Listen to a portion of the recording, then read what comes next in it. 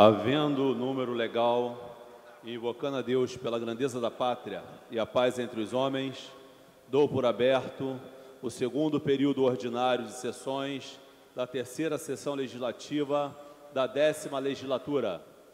Convido o nobre vereador Eliseu Kessler para proceder à leitura da ata da sessão anterior. Ata da 49ª sessão ordinária em 27 de junho de 2019. Presidência dos senhores vereadores Jorge Felipe, presidente, Rocal, primeiro secretário em exercício, e a convite Fernando William, Leonel Brizola e Tarcísio Mota. Às 14h15 em segunda chamada, com a presença dos senhores vereadores Leandro Lira, Fernando William, Luiz Carlos Ramos Filho, Fátima da Solidariedade, Jair da Mendes Gomes, Leonel Brizola, Tarcísio Mota, César Maia, Reimon e Renato Cinco. Assume a presidência o senhor vereador Fernando William e ocupa o lugar de secretário o senhor vereador Leonel Brizola, ambos a convite. Encerra-se a sessão às 16h37. Aprovada a ata, passa-se ao grande expediente. O primeiro orador inscrito é o nobre vereador Alexandre Reis, que dispõe de 10 minutos. Seja bem-vindo.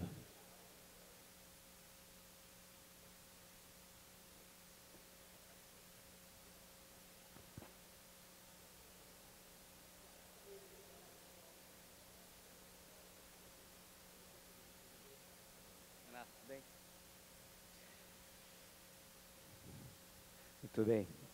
Boa tarde a todos, senhor presidente, servidores na mesa, diretora, senhores vereadores, assessoria da casa, demais presentes. É com muita satisfação que eu retorno ao exercício do mandato de vereador, depois de cerca de 2 anos afastado.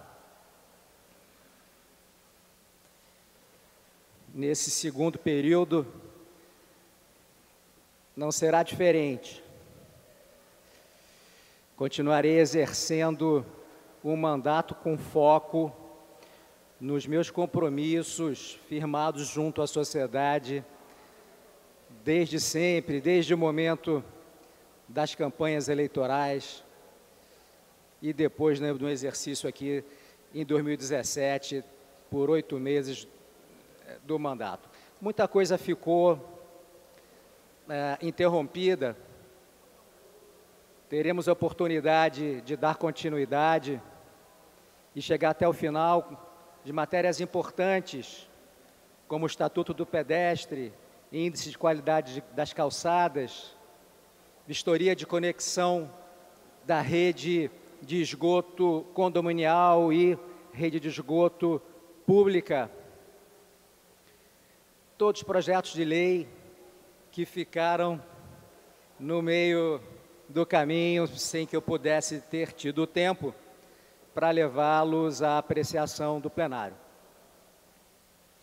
Queria também saudar o meu colega de bancada, Felipe Michel, que assumiu esse desafio na Secretaria de Envelhecimento Saudável, um novo momento importante na carreira política do Felipe. Desejo que ele seja muito bem-sucedido, possa colaborar efetivamente na prefeitura com a sociedade. Bom, essa minha satisfação de retornar à Câmara, ela seria ainda mais completa se não fosse necessário abordar alguns temas que aconteceram na nossa cidade nos últimos dias. 3 mortes que não podem ficar no esquecimento. Primeiro caso, o duplo assassinato, o duplo bárbaro assassinato que aconteceu sob o viaduto de acesso ao Rebouças, causado por um dependente químico conhecido ali da região, do grupo de moradores de rua que ocupam esse espaço já há algum tempo sob o viaduto de acesso ao Rebouças, uma região da cidade com grande visibilidade. E eu voltei ao local, estive lá no primeiro momento e depois, 36 horas depois, voltei ao local. E o que me impressionou muito foi que a situação era praticamente a mesma situação, como se nada tivesse acontecido naquele lugar. Esse é o primeiro passo para o processo de esquecimento de situações e fatos que acabamos deixando para buscar soluções posteriormente. A cidade volta a funcionar, a cena do crime foi limpa. E aí, o que pode ser feito para que isso não volte a acontecer? A gente viu o movimento durante a semana do governador Wilson Witzel se interessando em se empenhar nesse quesito, no enfrentamento deste problema. E eu acho que é muito bem-vindo a participação do governo do Estado, inclusive porque a população de pessoas que moram nas ruas, ela é muito diversa. Há ali, entre os moradores de rua, egressos do sistema prisional, pessoas contra as quais há mandado de prisão expedido, há bandidos que se escondem entre os demais moradores para se abrigar das forças policiais. Se o governo do Estado, através das suas polícias, puderem realmente ter ações mais contundentes, buscando identificar esses delinquentes, já será um grande avanço no enfrentamento do problema que se agrava a cada dia, o aumento da população de rua.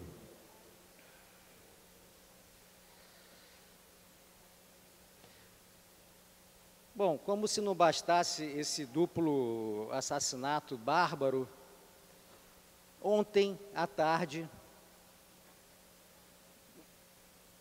uma jovem, 20 anos, Carla Cristina, também foi assassinada com arma branca, a faca,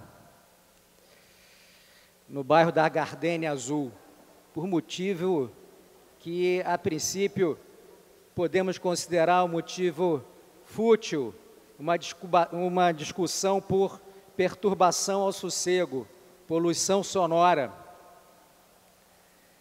Numa primeira análise, esse motivo pode parecer um motivo fútil, mas eu queria lembrar aos senhores que a perturbação ao sossego é uma das principais causas de conflitos sociais em todo o mundo. Aqui no Rio de Janeiro, a PM é acionada 2.300 vezes e leva, em média, no atendimento à demanda, 36 minutos. E o mais grave, a Polícia Militar, ela pode atuar apenas na mediação do conflito, muitas vezes constrangedora, porque o denunciante precisa estar presente, ou então na esfera penal. Perturbação ao sossego e tranquilidade alheia é contravenção penal e crime ambiental. A Polícia Militar não tem as ferramentas administrativas para fazer cessar a ofensa ao direito ao sossego. Por isso, em 2017, aprovei a lei aqui, a Lei do Combate Eficaz à Perturbação ao Sossego, a Lei 6179 de 2017, foi aprovada por 38 votos favoráveis e nenhum voto contrário.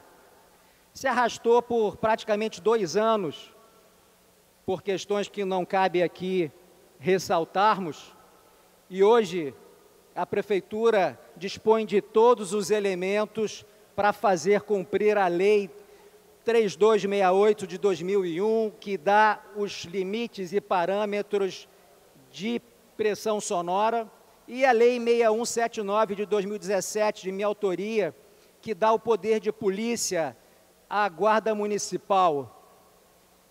Único agente público com poder de polícia em número suficiente para enfrentar a demanda mais comum do 190 e do 1746.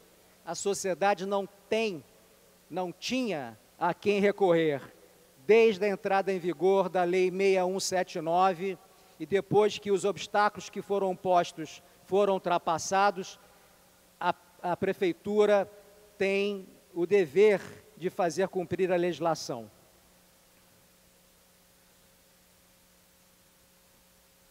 Bom, encerrando, durante esse período que estive fora da Câmara, não deixei de defender a bandeira do combate à perturbação ao sossego e muito menos discutir a péssima qualidade dos serviços de saneamento que a cidade do Rio de Janeiro recebe da concessionária SEDAI.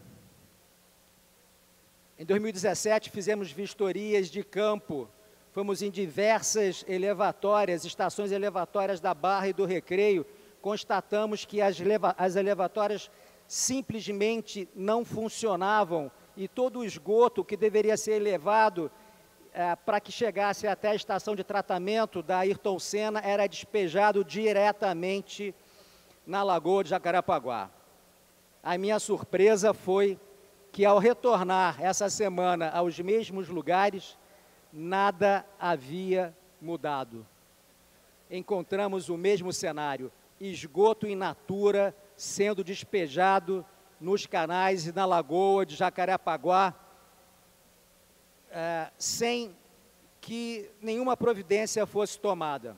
Queria chamar a atenção que é um crime ambiental. Esse crime ambiental, ele tem corpo, tem provas, tem testemunhas, só não tem ninguém punido. O Ministério Público tem participado de audiências para tratar desse tema e me espanta que mesmo com o crime ambiental tão evidente, não exista ninguém hoje sendo processado ou, pelo menos, ninguém hoje punido efetivamente por poluir os nossos corpos hídricos, a Lagoa de Jacarepaguá e a Lagoa Rodrigo de Freitas. Por fim, essa semana também, a notícia que não pode deixar de ser comentada, o prefeito Marcelo Crivella, a partir das denúncias da nossa secretária municipal de Educação, Thalma Romero Suani, a respeito de irregularidades cometidas quando da construção e depois da posterior gestão do Museu do Amanhã e do Museu da Arte do Rio de Janeiro. Diante disso, e tendo recebido diversas denúncias de pessoas diferentes,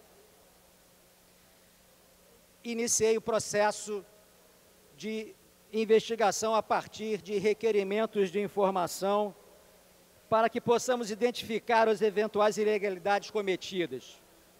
De acordo com a resposta e o teor dos requerimentos de informação enviados, avaliaremos a necessidade de utilizar outras ferramentas de investigação dessa casa, como uma CPI. Primeiramente, vamos aprofundar essa fiscalização inicial e depois trarei aqui aos senhores vereadores à mesa as impressões e as informações que colhi e avaliaremos a necessidade de propor ou não uma comissão parlamentar de inquérito. Agradeço. Muito obrigado, senhores. Obrigado, presidente. O próximo orador inscrito é o nobre vereador Fernando William, que dispõe de 10 minutos. Bem-vindo.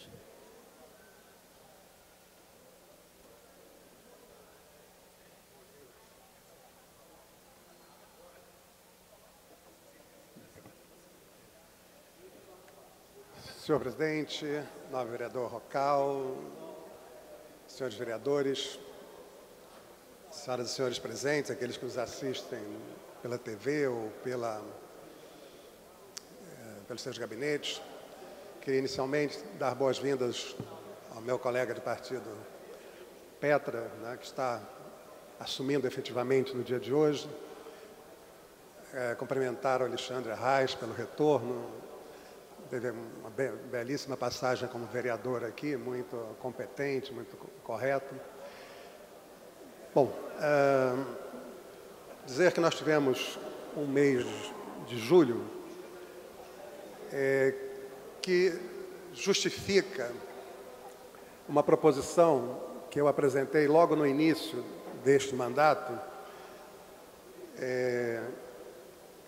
em que nós mudávamos o dispositivo da lei orgânica, que acabava com o recesso de julho e alterava, inclusive, o recesso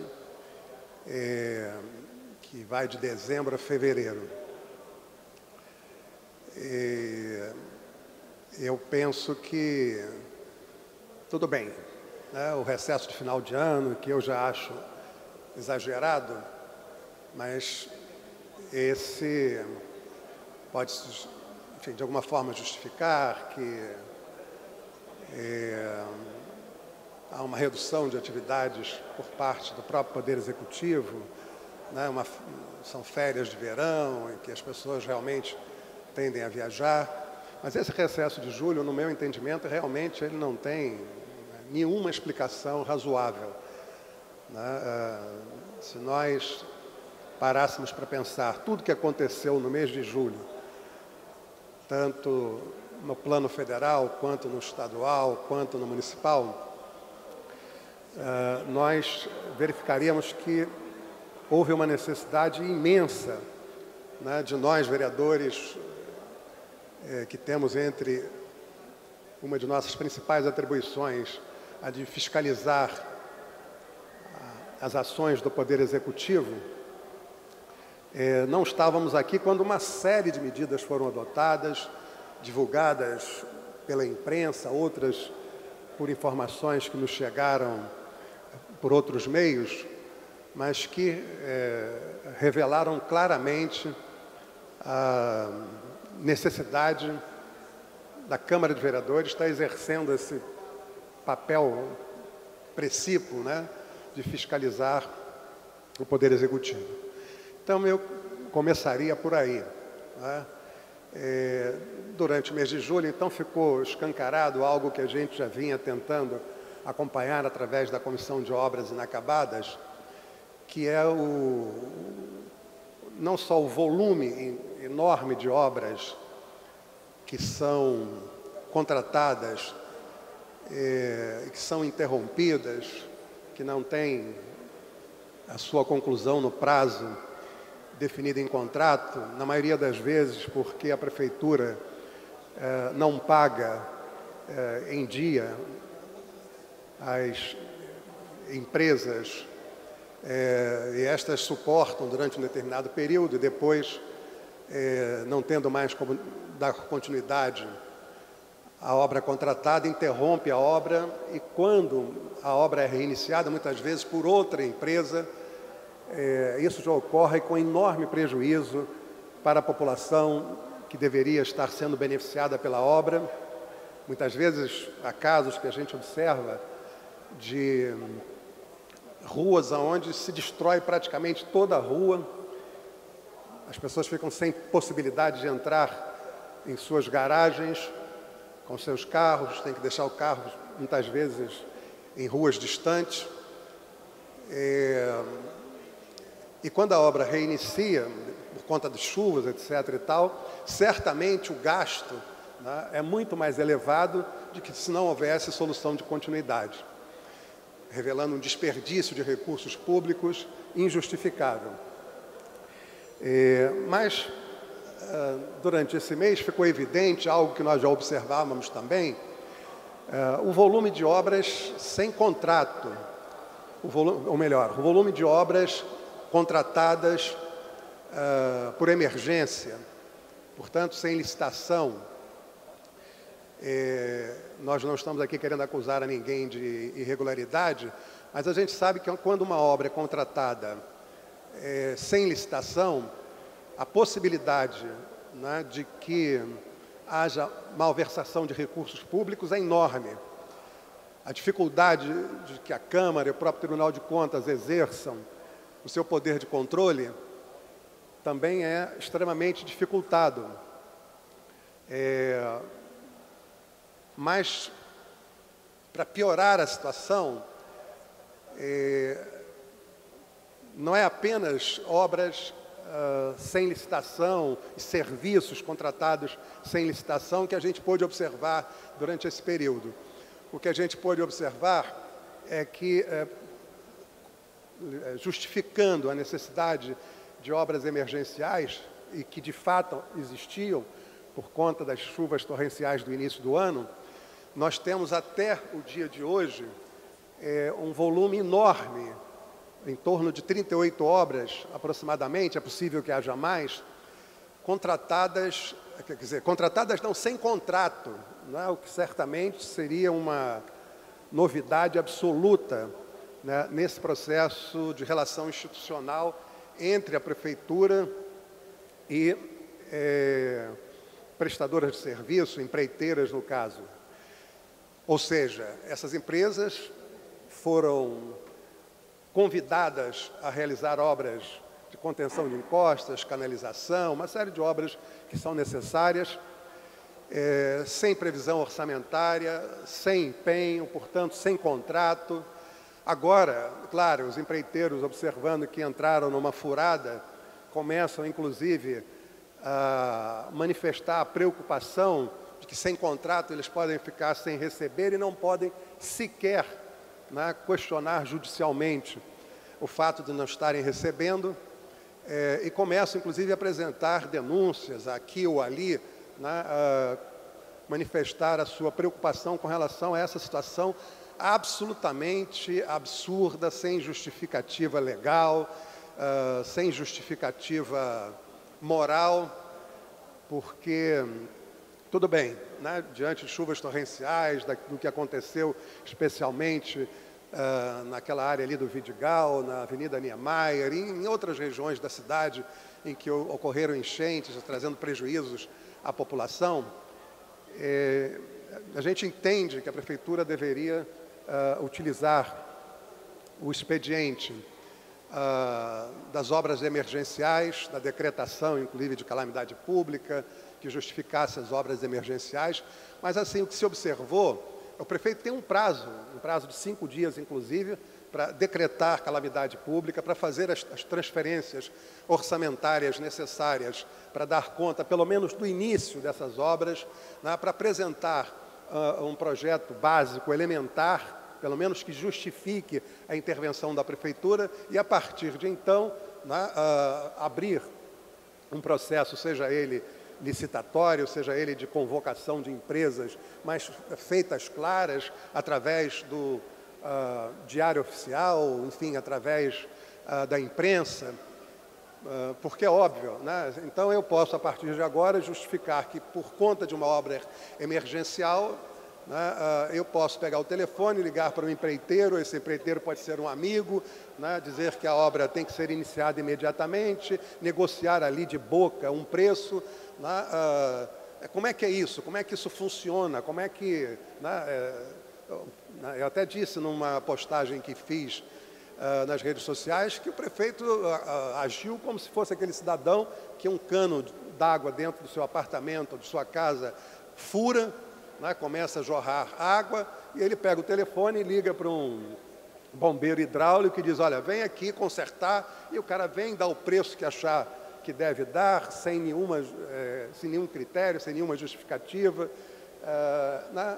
Enfim, o prefeito não está na casa dele, né, como prefeito, claro, o prefeito não está tomando decisões baseado nesse pressuposto que tudo vale a pena e que tudo pode ser feito desde que se justifique a emergência. Inclusive, né, é preciso que se diga que dentro dessas obras emergenciais foi incluída uma obra, né, de acesso da Avenida Ayrton Senna aquele subbairro da Península, na Barra da Tijuca, onde mora inclusive o senhor prefeito, e que não tem absolutamente nada de emergencial. O que justifica, por exemplo, uma via de acesso que vai melhorar o acesso a uma determinada região? Tudo bem, a obra é necessária, o prefeito entende que é necessária, que tome a iniciativa, né, de realizar a obra, mas que faça pelos meios, né, legais, baseado na legislação existente, como a Lei 8.666, a Lei de Licitações, enfim.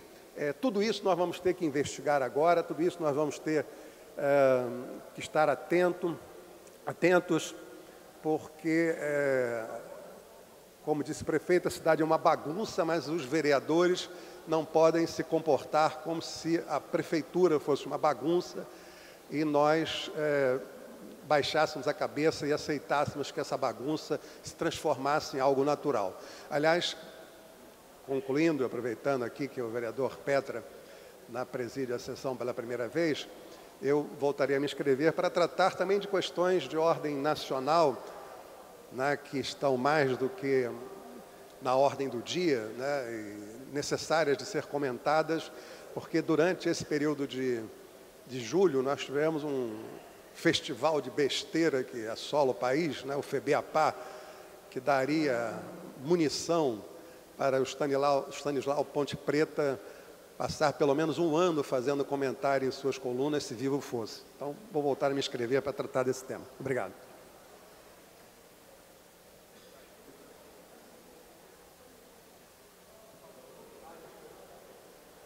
O próximo orador inscrito é o senhor vereador Renato Cinco, que dispõe de 10 minutos.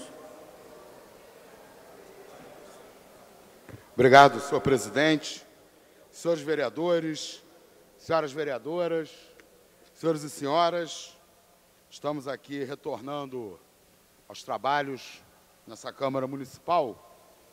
Depois, se tiver a oportunidade, hoje ainda, eu quero fazer um discurso falando sobre as atividades que eu realizei durante o recesso, porque o recesso é a paralisação dos trabalhos aqui na casa, não necessariamente significa que a gente esteja saindo de férias. Mas eu queria aproveitar a oportunidade do primeiro discurso para tratar da reforma da Previdência. Quero tratar da reforma da Previdência nesse primeiro discurso, porque uma das coisas que está me incomodando muito e chamando a atenção é como a grande imprensa está tentando confundir a população como se a reforma da Previdência já estivesse aprovada. A reforma da Previdência foi aprovada em uma de 4 votações. A Câmara dos Deputados ainda tem que fazer o segundo turno e o Senado tem que fazer o primeiro e o segundo turno. E se houver alguma modificação no Senado, tem que retornar para a Câmara votar novamente. Então é muito importante que o povo brasileiro entenda que ainda há tempo de lutar contra a reforma da Previdência.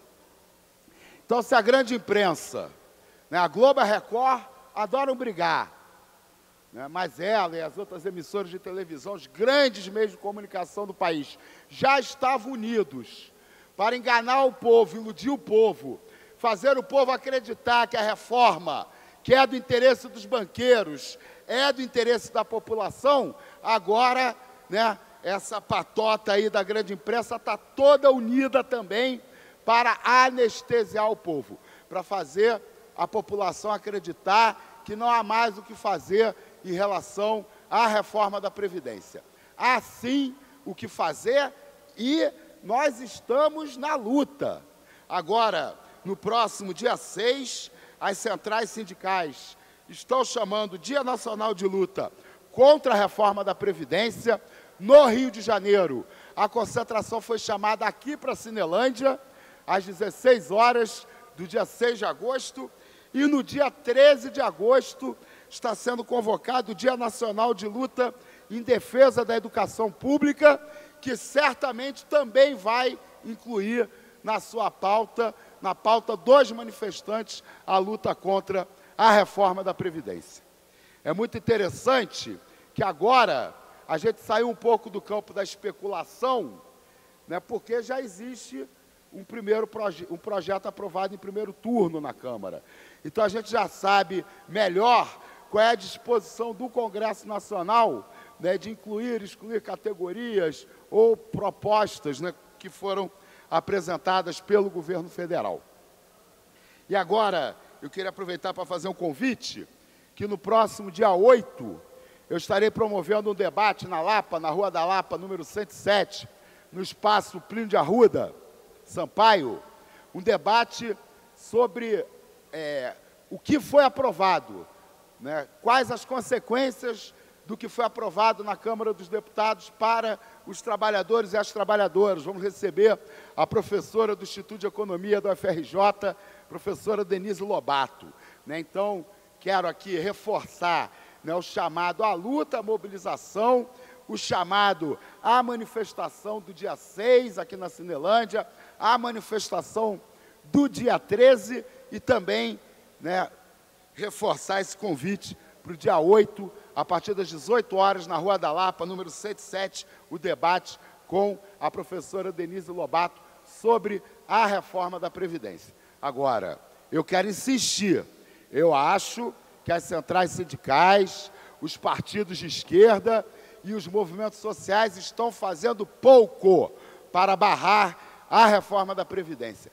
É importante debater com a população.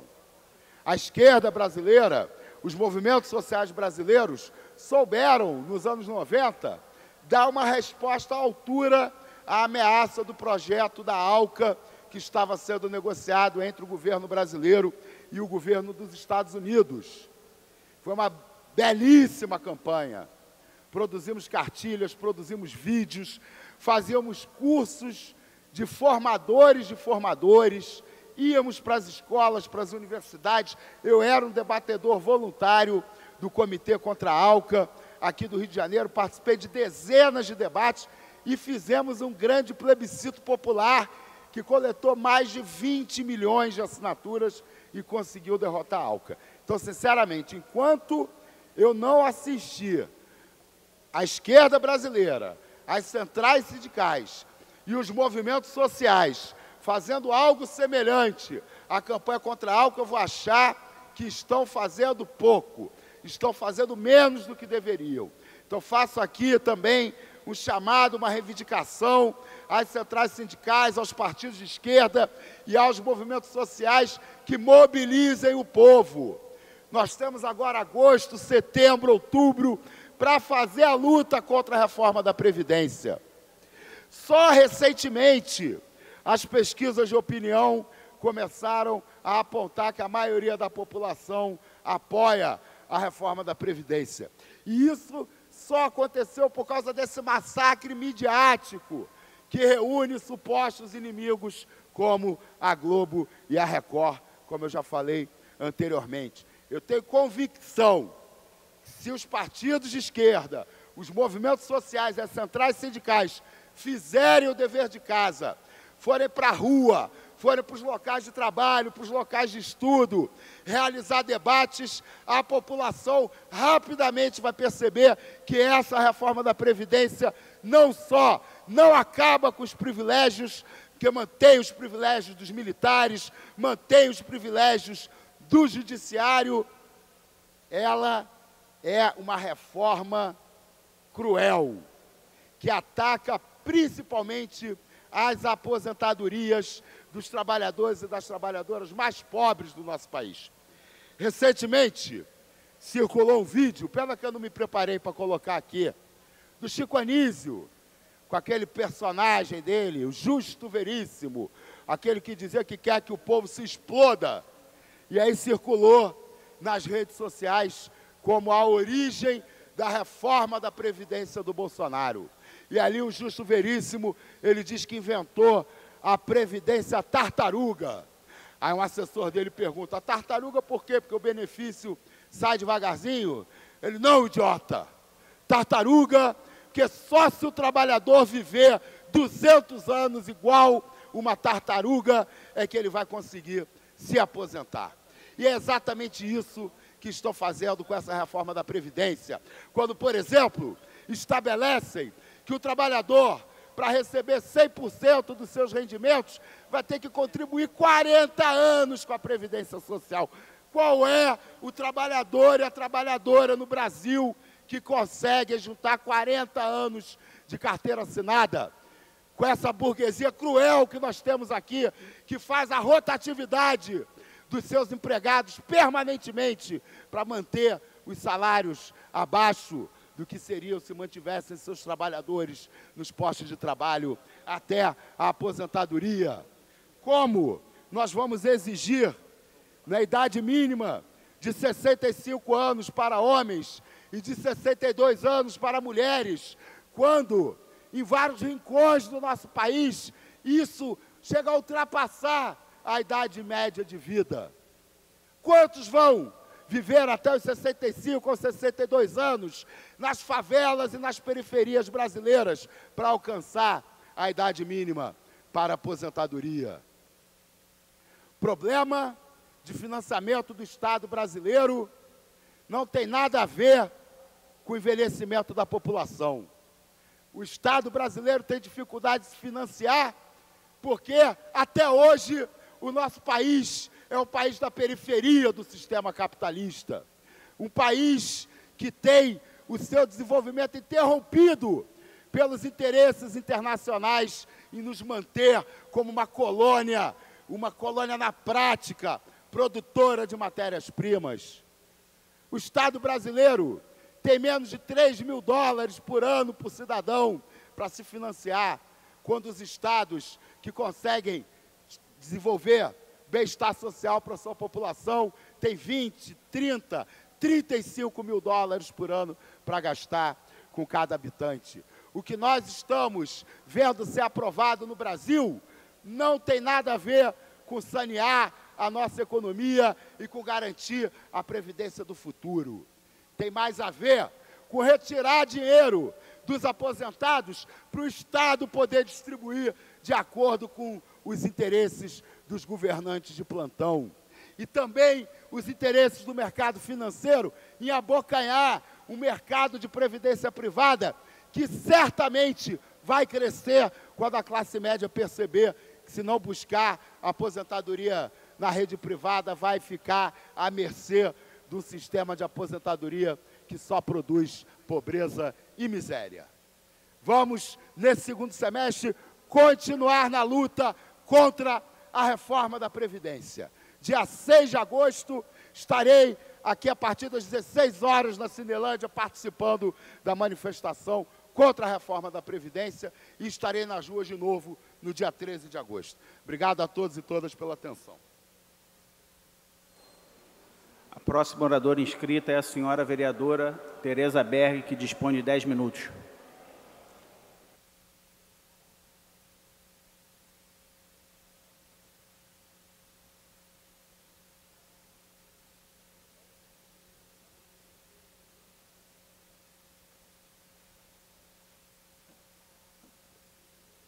Senhor presidente desta sessão, senhores vereadores, vereadoras, funcionários, meu boa tarde a todos.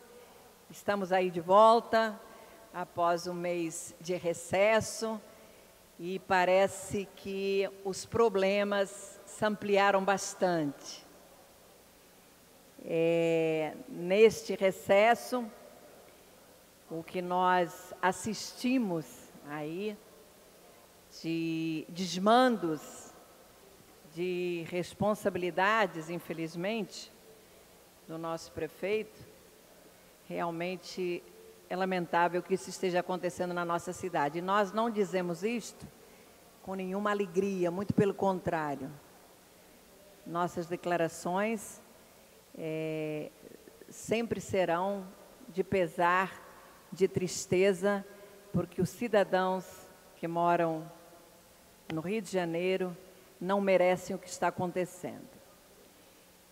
Num primeiro momento, nós assistimos aí a denúncia do vereador Paulo Messina sobre a questão das obras clandestinas ou obras fantasmas, que nós vamos inclusive propor a instalação de uma CPI, porque realmente é completamente absurdo.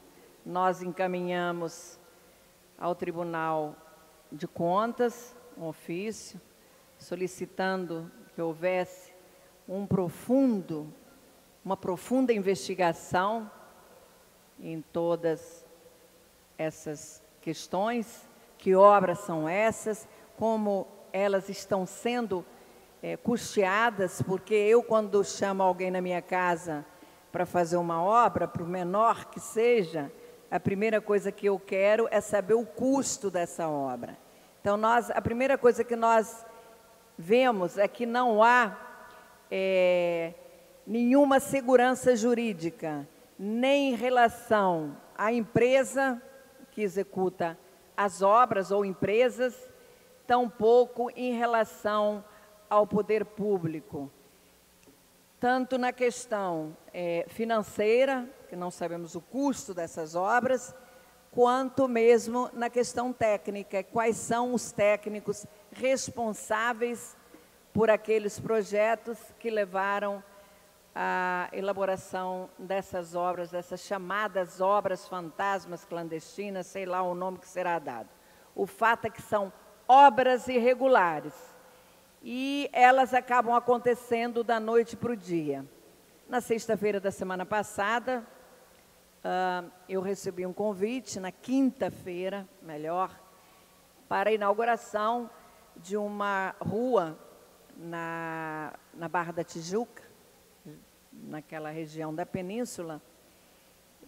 Uma rua, eu fui chamada porque ela estaria dando o nome, levaria o nome de uma pessoa muito querida para mim, que é o construtor Rogério Jonas Hilberstein, que faleceu no ano passado, e uma pessoa por quem eu tinha o maior respeito, uma pessoa que foi criada junto com meu filho, e tinha muito respeito por ele. Era uma pessoa que se dedicava à cidade, que amava a cidade do Rio de Janeiro.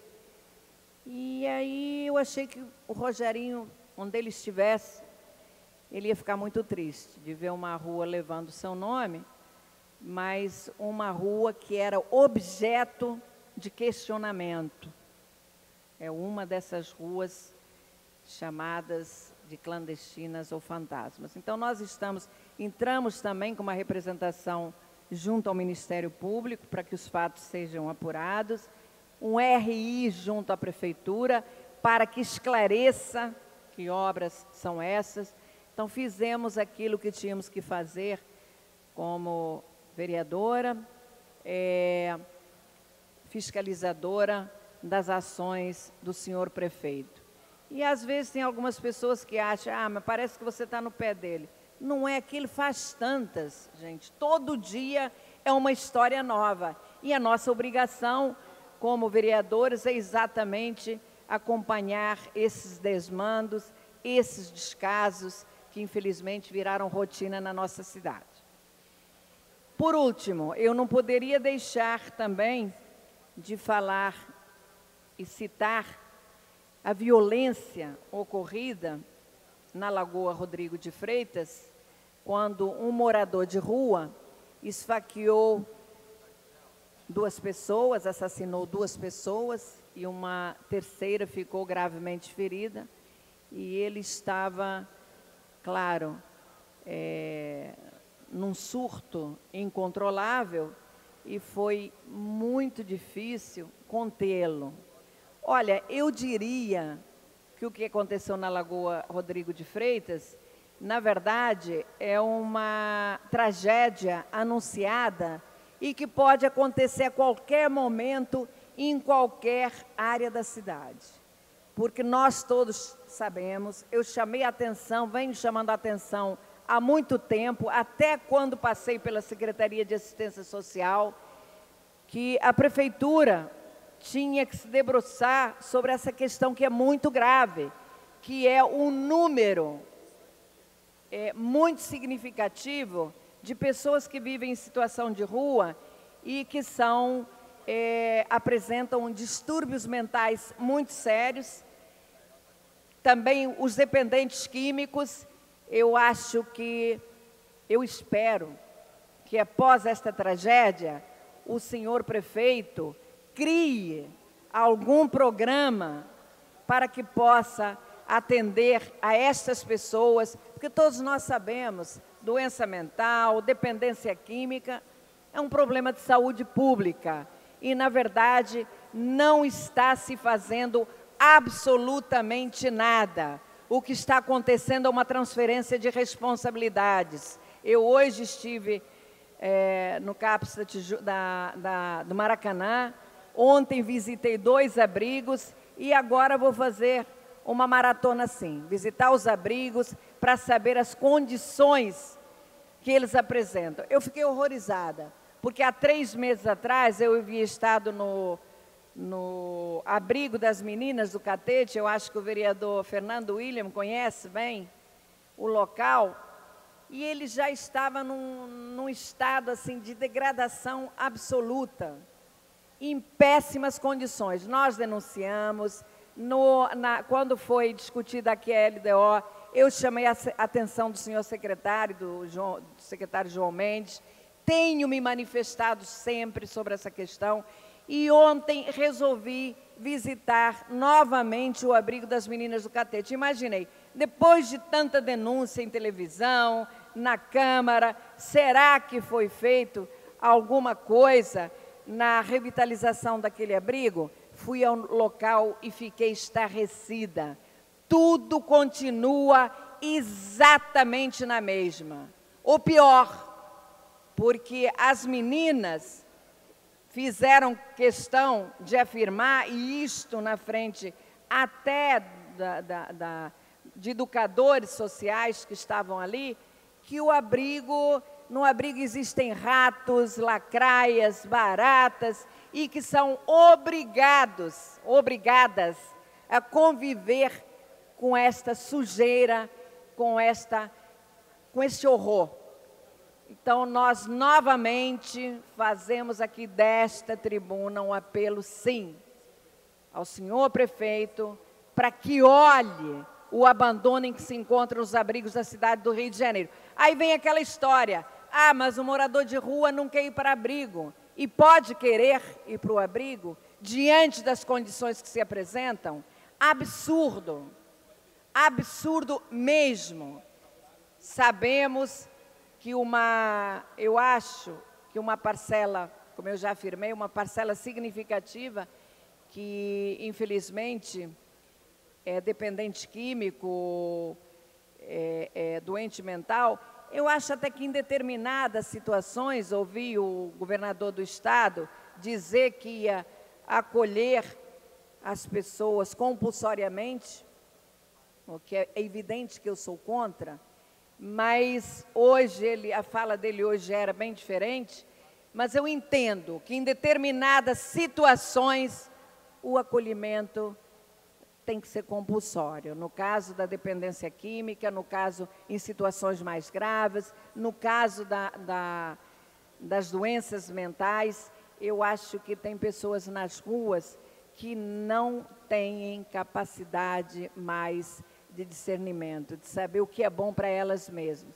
Então, acho que nestes casos, cada caso é um caso e tem que ser estudado individualmente.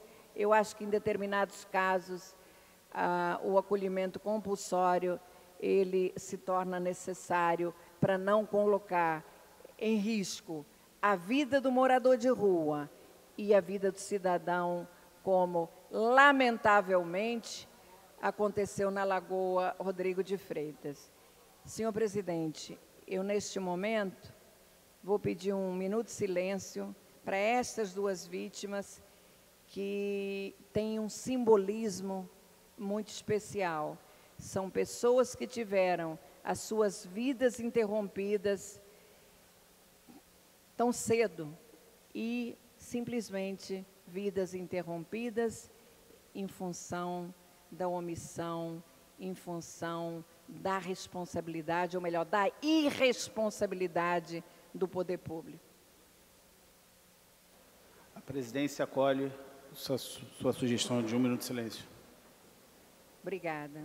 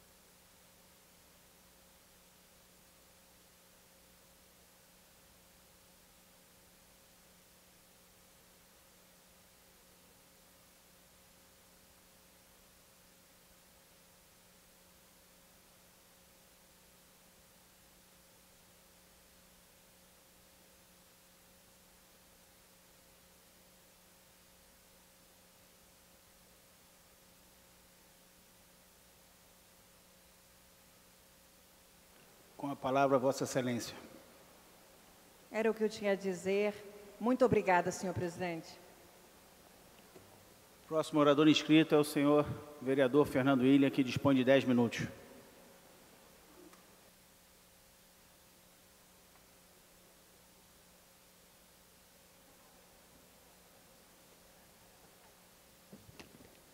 Bom, como ficamos um mês, né, sem oportunidade de nos manifestarmos sobre uma série de fatos importantíssimos que ocorreram, é possível que eu retorne aqui em outra oportunidade ainda hoje para tratar de alguns temas que precisam ser discutidos. Na verdade, eu gostaria de falar um pouco sobre a metralhadora verborrágica do presidente da República, que, durante esse último mês especialmente, girou, né, para todos os lados. Aliás, é preciso reconhecer que não teve um foco específico, né, voltou-se contra as Forças Armadas, acusando, aliás, um general de extrema-direita de ser melancia, né, verde por fora, vermelho por dentro, que é uma acusação grave a esse general. Voltou-se contra o meio ambiente, e aí, nesse caso, contestando dados de um satélite internacional que acompanha o desmatamento em várias regiões do planeta, inclusive, naturalmente, na Amazônia, e que dá informações ao INPE, né, que divulga essas informações e não é, portanto, um órgão político de direita ou de esquerda, a favor ou contra o meio ambiente, é um órgão que constata informações de satélite, enfim, informações agressivas e desrespeitosas contra o jornalista Greenwald, enfim, agressões ao presidente da Ordem dos Advogados do Brasil, enfim, o presidente realmente parecia um representante de diretório de escola primária, dizendo uma série de coisas, né, que não podem ser comprovadas, que confrontam o senso comum, que confrontam a realidade. E a imprensa foi pautada por toda essa verborragia presidencial. Muita gente, inclusive, uma delas, o jurista Miguel Reale Júnior, que foi um dos dois autores, junto com a Janaína Pascoal, que é deputada estadual em São Paulo, do pedido de impeachment da presidente Dilma por conta de uma pedalada fiscal, e que tem no histórico de sua família, enfim, na sua própria história, uma conduta e um comportamento que poderia ser, né, nessa simplificação rasteira que se faz nos dias de hoje, classificado como um homem de direita, um conservador, portanto, alguém que muito provavelmente votou no Bolsonaro. E o Miguel Reale Júnior, que mesmo sendo um conservador, é um homem reconhecidamente competente no mundo jurídico, ele disse que o presidente já não é mais caso de impeachment, é caso de interdição. Mas, assim, eu penso que alguém poderia dizer ao presidente que ele talvez esteja passando de todos os limites. Mas não acredito que isso seja algo sem pensar, não acredito que isso seja algo vulgar, que seja... Né? Eu acho que é o contrário, né? Se são manifestações muito bem pensadas, muito bem analisadas, né? Que são, num certo sentido, orientadas, né? Aliás, talvez até internacionalmente. Ainda ontem o presidente Trump ofendeu pessoalmente uma deputada do Partido Democrata e indagado sobre se não seria inadequado o comportamento de um presidente da República se manifestar daquela forma. Ele disse, não, eu não tenho nenhum compromisso com o politicamente correto. Eu falo o que vem ao meu coração, eu falo o que vem à minha cabeça, eu falo o que sinto. Né? Ou seja, eu não tenho nenhuma preocupação com a liturgia do cargo que eu ocupo, eu não tenho nenhuma preocupação, né, com o significado do posto, né, institucional que eu represento. Eu posso falar qualquer coisa. E, aliás, se a gente observa nas redes sociais, existe uma quantidade enorme de pessoas que quase que dizem, continue mesmo, presidente, continue a dizer o que o senhor acha que deve dizer, não se contenha, haja como o senhor agiu durante a vida inteira como deputado, né? Enfim, ou seja, é como se nós estivéssemos num ambiente em que qualquer um pode dizer, falar e, quem sabe, até fazer aquilo que lhe vem à cabeça. Como eu disse, eu não vejo nisso aí nenhuma... não, o presidente é assim mesmo. Não, não é isso. Né? Eu acho que isso aí é uma forma de você jogar cortina de fumaça para que a imprensa, para que os partidos de oposição, para que a sociedade fique discutindo o que o presidente falou ou deixou de falar, ainda que muitas vezes o que ele diz tem que ser contestado, tem que haver, né, manifestações firmes contrárias, como foi o caso, né, da ofensa ao presidente da OAB, né, ou a fala, né, de ameaça de prisão ao jornalista Glynn. Mas, no fundo, né, como, aliás, nos Estados Unidos, como em outros países, na Hungria, etc. e tal, na Polônia, os governantes têm agido dessa maneira, como eu disse, para disfarçar, né, uma proposição política que, na verdade, eu passarei a dar o nome, a partir de agora, de necrocapitalismo. Vamos pegar o exemplo que foi citado aqui agora mesmo pelo vereador Alexandre Arraes e pela vereadora Tereza Berger. O fato de um cidadão, né, num surto psicótico, ter esfaqueado duas pessoas de bem, enfim, duas pessoas normais, que estavam, uma passando ali, a outra que foi tentar defender aquele que estava sendo esfaqueado.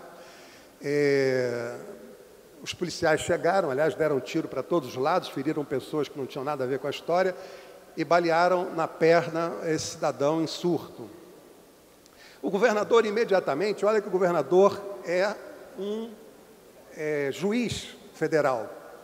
Ele disse, se eu fosse os policiais, eu teria atirado na cabeça. E foi além. Eu, a partir de agora, vou internar compulsoriamente, né, a população de rua que estiver envolvido com drogas. Veja bem o seguinte, Óbvio, quando ele fala que atiraria na cabeça, ele sabe que isso é uma ilegalidade, isso não é uma alegação correta. Como é que você, diante de uma pessoa em surto, ainda que esteja cometendo, né, uma ação extremamente grave, né, você vai orientar a atirar na cabeça dessa pessoa? Segundo, quando ele diz, nós vamos passar a internar compulsoriamente quem usa droga nas ruas, aonde é que ele vai colocar? É uma pergunta que eu deixo aqui no ar. Né? Essas quase 15 mil pessoas que vivem hoje nas ruas do Rio de Janeiro, só da cidade do Rio de Janeiro, segundo dados estatísticos, e que só tende a aumentar. Então, isso é uma falácia, isso é um Vereador jogo Fernando de retórica. William, eu vou interromper a sua fala por força do regimento. A mesa da ciência do recebimento do seguinte requerimento, que será apreciado no prolongamento do expediente. Requerimento, autor vereador Eliseu Kessler. Requeiro à mesa diretora, na forma regimental, a inclusão na pauta, em regime de urgência, do projeto de resolução número 16 de 2018, de minha autoria, que altera os parágrafos 1º e 2º e cria o parágrafo 3º do artigo 2º da resolução 846 de 1999. Com a palavra o vereador Fernando William. Não, tentando concluir, mas eu vou me inscrever novamente, porque assim, eu desafio o governador a tomar essa iniciativa. Desafio não é porque eu seja a favor, não. É porque a gente sabe que ele não tem a menor condição. Alguém pode dizer assim, mas não seriam 15 mil pessoas? Olha, eu conheço razoavelmente, porque é um trabalho que eu faço não é de hoje, fiz como secretário, fiz, enfim, como cidadão, que é acompanhar essas pessoas que moram em situação de rua. É uma coisa que sempre me interessou, né? E uma coisa que eu observo hoje é o seguinte, grande parte dessas pessoas, se são adultos, eles estão envolvidos com drogas. Porque como é que uma pessoa pode, numa situação, né, normal, conviver com a realidade de não ter um teto para morar? O ambiente está pesado, viu?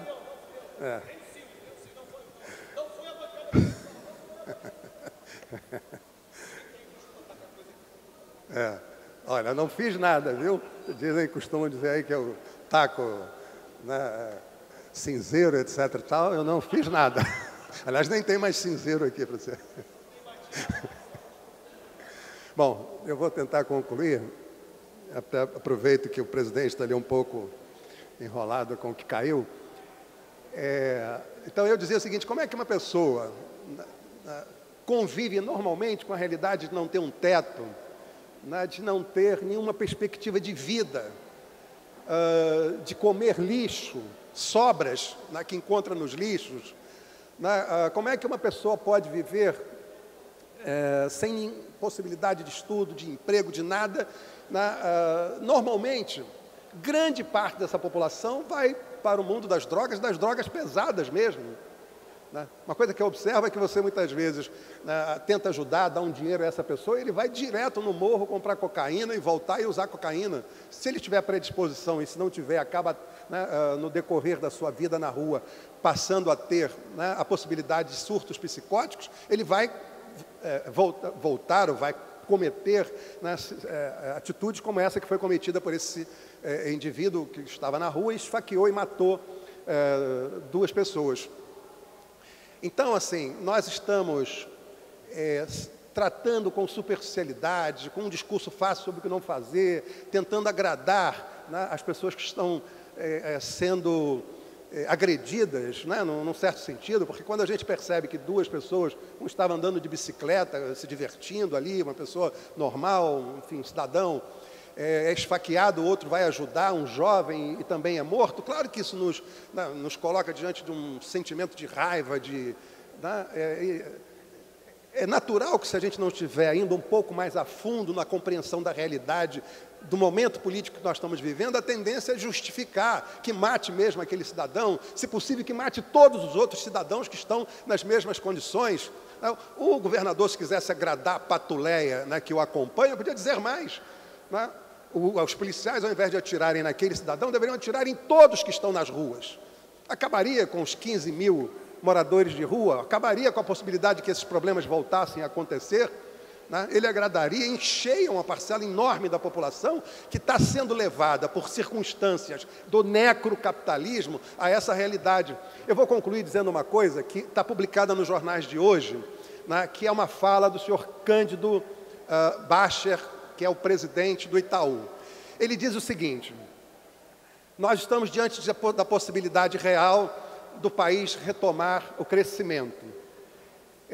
E um dos dados importantes, né, que se configura no cenário para que o país volte ao crescimento é o desemprego de 12% de milhões e milhões de pessoas. Ele diz isso, quem quiser vai no Google e observa. Ele diz o seguinte, né, essa quantidade enorme de desempregados mantém a inflação sob controle porque não há demanda. Não havendo demanda, não há possibilidade de crescimento inflacionário, não havendo possibilidade de crescimento inflacionário, nós podemos baixar a taxa de juros, baixando a taxa de juros com a inflação baixa, nós podemos incentivar o crescimento. Ou seja, para o presidente do Itaú nesse momento, pouco importa que a gente tenha 14 milhões de pessoas, ou quase isso, completamente desempregadas, fora os desalentados, fora os que estão na informalidade, pouco importa que essas pessoas estejam morrendo, estejam indo para as ruas, estejam matando outras, estejam sendo mortas, estejam envolvendo policiais num confronto cada vez maior em que morre gente de todos os lados. Pouco importa para o presidente do Itaú que tudo isso esteja ocorrendo.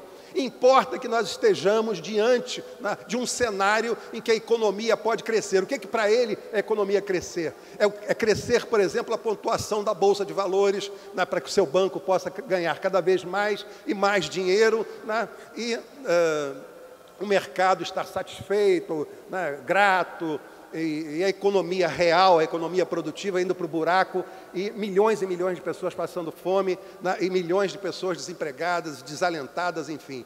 Então, a gente precisa entender, de fato, o que está se passando no nosso país e no mundo, para que a gente saiba agir, e agir de forma correta e contundente, né, e com o mínimo de sensibilidade, com toda a sinceridade. Às vezes fica parecendo, né, que a gente tem aqui um debate acirrado contra aquela visão de mundo ou aquela visão de mundo. Eu acho que em qualquer visão de mundo, o que precisa estar no centro da nossa análise é o ser humano, não é?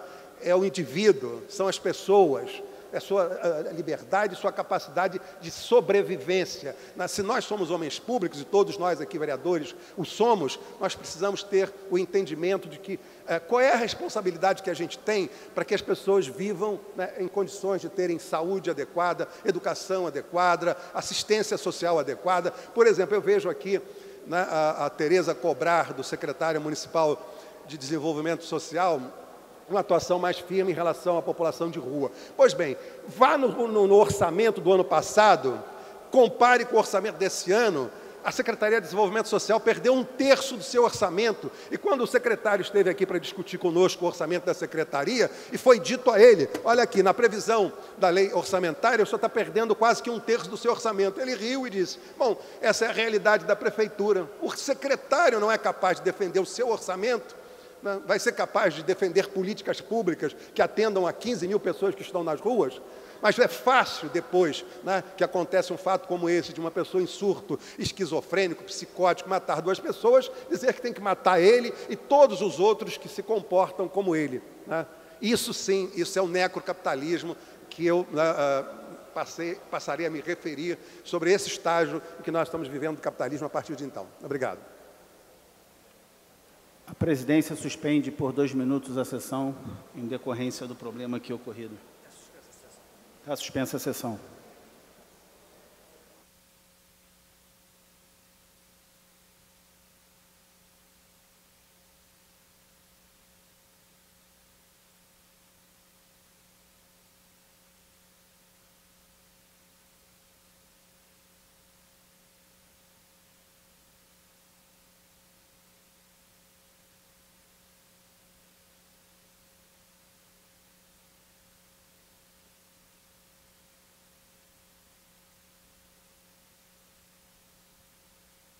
Está reaberta a sessão. O próximo orador inscrito é o senhor vereador Renato Cinco, que dispõe de 10 minutos. Obrigado, senhor presidente. Senhores vereadores, senhoras vereadoras, eu me inscrevi, além de falar do recesso, que eu queria falar também sobre essa declaração do governador Wilson Witzel, dizendo que vai fazer a internação compulsória, né, das pessoas em situação de rua que tenham problema com drogas, né? Eu gostaria de recomendar ao governador que ele procurasse estudar um pouco, sem paixões, né, mas tentando olhar com objetividade, né, a questão da saúde mental. Porque a internação compulsória de usuários de drogas, apesar de estar retornando à nossa legislação através do projeto de lei do então deputado federal Osmar Terra, hoje ministro do governo Bolsonaro, né, que estabelece a internação e a abstinência como o centro, né, de um suposto tratamento a pessoas que fazem o uso abusivo de drogas, é importante que eles estudem para entender o seguinte: a internação é um fracasso retumbante. Quase 70% dos usuários de drogas internados voltam a fazer uso de drogas logo após, né, o fim da internação. E isso acontece porque a internação retira o indivíduo do seu convívio social, do seu ambiente social, onde estão as origens dos problemas que levam ao uso abusivo de drogas. Então, você pega o indivíduo, né, coloca ele no semi-paraíso, sem ninguém atormentando a vida dele, todo mundo dando atenção, dando cuidado. Ele melhora, mas depois, quando ele volta para o seu ambiente social, para o seu ambiente familiar, ele volta a ter que enfrentar os seus problemas no trabalho, os seus problemas na vizinhança, os seus problemas com a família e recai no uso abusivo de drogas. A nossa legislação, a partir da reforma psiquiátrica de 2001 e de recomendações hoje ameaçadas, né, do Ministério da Saúde, também recomendações internacionais, é que a gente precisa dar atenção ao usuário de drogas sem retirá-lo do seu contexto social, familiar e afetivo. Se o governador Wilson Witzel quer dar uma contribuição para reduzir o problema de pessoas em situação de rua, né, que fazem uso abusivo de drogas, o governador deveria apoiar a expansão da rede de atenção psicossocial, especialmente através, né, dos equipamentos chamados Centro de Atenção Psicossocial em Álcool e Drogas. A cidade do Rio de Janeiro, pelas recomendações internacionais, deveria ter, no mínimo, 32 CAPS-AD funcionando na nossa cidade. Nós temos 6 CAPS-AD funcionando hoje no Rio de Janeiro, do município, se eu não me engano, um CAPS-AD federal e um CAPS-AD estadual, totalizando 8 CAPS-AD, 1/4 do mínimo, não é nem do ideal, 1/4 do mínimo para atender a nossa população. Né? Mas hoje há, não é, um lobby muito grande da chamada indústria da internação, né, que tem o velho manicômio, que perdeu o mercado com o fim, né, da internação dos usuários do sistema de saúde mental, né, que hoje são internados só em casos, né, gravíssimos e excepcionais, e também a nova indústria da internação representada pelas comunidades terapêuticas, né, que querem a internação do usuário de drogas compulsória como estratégia de mercado para ganhar dinheiro. Isso não tem nada a ver com melhorar a vida das pessoas, isso não tem nada a ver com uma estratégia que possa diminuir o abuso de drogas. Então, nota 0 para o governador Wilson Witzel, que ainda não entendeu nada sobre saúde mental, sobre como atuar, né, para cuidar das pessoas que fazem abuso de álcool e outras drogas na nossa cidade e no nosso estado. Bom, senhor presidente, como eu estou falando de saúde mental, eu vou aproveitar e fazer uma confissão aqui. O Freud ensinou, e o Caetano Veloso cantou, que de perto ninguém é normal. Né? Todo mundo, quando a gente chega perto, a gente encontra, né, uma esquisitice, uma mania, uma maluquice. Quem acha que é 100% são, na verdade, ainda não identificou os seus problemas, né? E aí fica até mais difícil enfrentá-los. Eu não vou ficar abrindo o jogo de todas as minhas maluquices e as minhas esquisitices para não dar munição para os meus adversários políticos. Mas tem uma que eu acho que eu posso, né, abrir, que ninguém vai poder me atacar por causa disso, é que eu tenho uma facilidade muito grande de destruir as minhas férias, né? Eu troco férias por trabalho com uma facilidade enorme. Fiz isso entre 1996 e 1999, quando eu fui coordenador geral do DCE da FRJ. Não tirei férias. Enquanto eu fui do DCE, eu não tirei férias. Os estudantes iam para as férias, a reitoria aproveitava para, né, passar o rodo. Então, a gente ficava em janeiro, fevereiro, no campus, né, pressionando a reitoria para que ela não fizesse nada sem a participação do movimento estudantil. E eu agora estou fazendo isso de novo. As últimas férias que eu tirei foi em janeiro de 2017. Eu não tirei férias em 2018, né, por conta das minhas preocupações com o agravamento da situação política do país. Não tirei férias esse ano, em 2019, né, porque a minha ansiedade não permitiu que eu fosse tirar férias no primeiro mês do governo Jair Bolsonaro, né, que a gente não sabia, inclusive, né, o quanto que o fascismo enrustido do Bolsonaro ia aparecer logo de cara no governo, né? Mas, por nossa sorte, a correlação de forças, né, está obrigando o Bolsonaro a manter o fascismo dele o mais enrustido possível. Ele não consegue muito, né? Ele lembra um pouco o personagem daquele filme do Stanley Kubrick, agora me falhou o nome do filme, né, que é um cientista nazista que é incorporado lá pelo governo dos Estados Unidos. Aí ele tem que fingir que ele não é nazista, né? Só que a mão do cara não aguenta.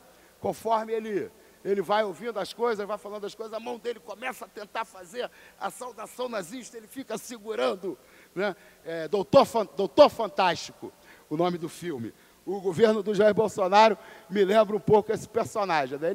Ele tenta, mas não consegue, né? Bom, então, nesse recesso, também não tirei férias, usei o recesso para trabalhar, né? A minha assessoria produziu aqui a lista, foram 26 agendas durante o recesso, nesse mês de julho, né? Nós fizemos panfletagens contra a reforma da Previdência, eu participei do ato de filiação de negros e negras ao PSOL, fizemos comícios domésticos, participei da festa junina, né, do Horto, em defesa da permanência dos moradores do Horto, né, participei da fundação do coletivo de mulheres Maria Alice Braz, lá em Guaratiba, aliás, uma atividade belíssima, muito emocionante, né, fizemos atividades no Espaço Plínio, como Resgatando os Clássicos, né, o caminho da Revolução Brasileira, com Nildo Orix, né, participei do seminário sobre a revisão do plano diretor, organizado pela OAB, lá na Veiga de Almeida, da Barra da Tijuca. Participei da abertura da 5ª Conferência Municipal de Segurança Alimentar e Nutricional, né? Participei do seminário pela preservação da floresta do Camboatá. Também fui para a rua panfletar e coletar assinaturas em defesa da floresta do Camboatá. Participei da Marcha das Favelas pela legalização, né, que ocorreu lá em Bom Sucesso, né? Participei, ajudei a organizar, né, o Cineclube comemorando os 50 anos da Batalha de Stonewall, né? Participei da plenária do CSP com lutas contra a reforma da Previdência, fiz 2 audiências com a Secretaria Municipal de Educação sobre vários temas a respeito da Secretaria Municipal de Educação. Nesse fim de semana estive em Brasília, participando do 4º Encontro Nacional Ecossocialista do PSOL. Ontem, aliás, anteontem, eu fiz uma diligência no CAPES AD Mané Garrincha, no Maracanã, né? E também, ontem, encerramos o nosso recesso fazendo o lançamento do livro O Pomo da Discórdia, Drogas, Saúde e Poder, de Denis Petuco, que ocorreu ontem lá no Espaço Plínio. Então, faço votos de que a situação política e ambiental do país e do mundo melhore, né, para ver se a minha ansiedade baixa um pouquinho e eu consigo tirar férias em janeiro do ano que vem. Mas eu já garanti para minha família que em janeiro de 2021 eu estarei de férias.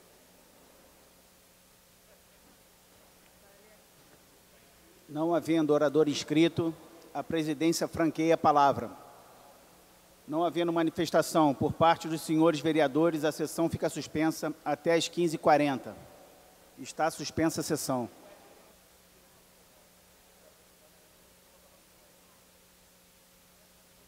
Está reaberta a sessão. Terminada a primeira parte do grande expediente, passa-se a segunda parte. O orador inscrito é o nobre vereador Petra, que dispõe de 20 minutos. Seja bem-vindo. Boa tarde, senhor presidente, em exercício, vereador Rocal. Boa tarde a todos os vereadores e vereadoras, a todos os funcionários dessa casa, a todos que nos assistem pela TV Câmara. Quero fazer uma breve apresentação. Me chamo Carlos Eduardo Petra, sou advogado, funcionário público efetivo da Prefeitura do Rio.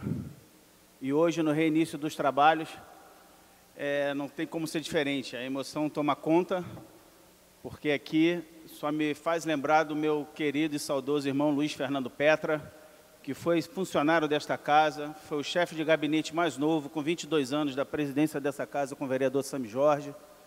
Então, para mim, hoje, e para minha família, é um dia que vai ficar marcado na minha memória, na minha vida, na vida daquelas pessoas que colaboraram, de alguma forma, para que esse sonho hoje estivesse se realizando.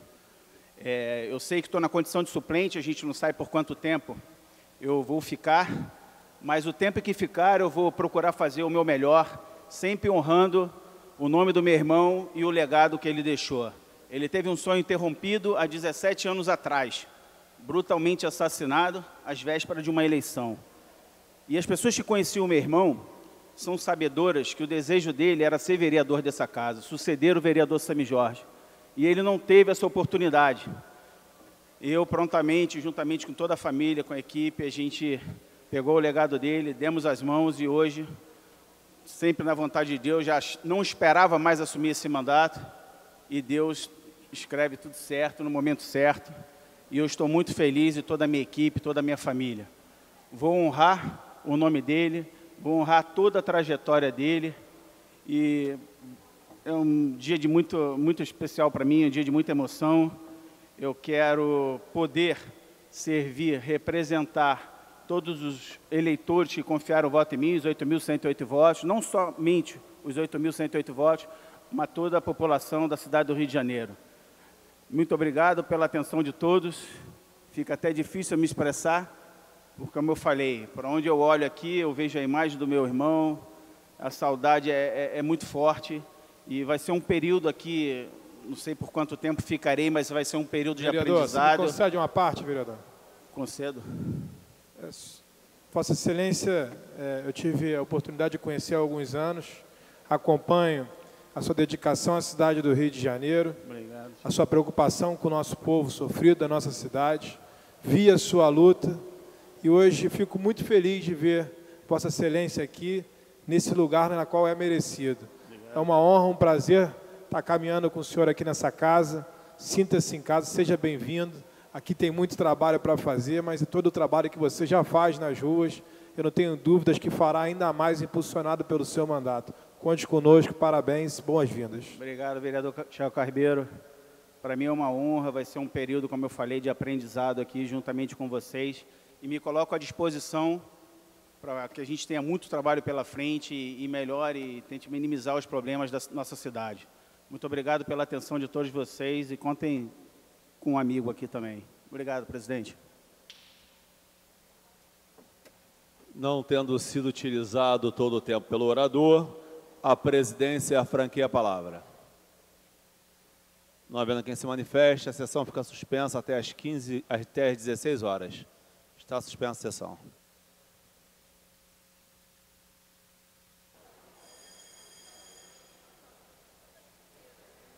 Está reaberta a sessão. Esgotado o tempo destinado ao grande expediente, passa-se ao prolongamento. A mesa dará ciência das proposições recebidas. Requerimento sem número do vereador Eliseu Kessler, que requer a mesa diretora em regime de urgência. O projeto de resolução número 16 de 2018, que altera o parágrafo 1º e 2º e cria o parágrafo 3º do artigo 2º da resolução 846 de 1999. Os senhores vereadores que aprovam permaneçam como estão. Aprovado. Requerimento sem número do vereador Dr. Marcos Paulo, que requer a mesa diretora a retirada da ordem do dia semanal do pelão número 33 de 2019, que acrescenta o dispositivo à lei orgânica do município do Rio de Janeiro. Senhores vereadores que aprovam permaneçam como estão. Aprovado. Requerimento número 1181 de 2019 do vereador Dr. Paulo Pinheiro, que requer a mesa diretora a concessão do conjunto de medalhas de mérito Pedro Ernesto ao senhor Lucas Paraíso, pelos relevantes serviços prestados em prol da sociedade civil carioca. Os senhores vereadores que aprovam permaneçam como estão. Aprovado. Requerimento número 1182 de 2019 do vereador Dr. Paulo Pinheiro, que requer a mesa diretora a concessão do conjunto de medalhas de mérito Pedro Ernesto ao médico e escritor Márcio Maranhão, pelos relevantes serviços prestados em prol da sociedade civil carioca.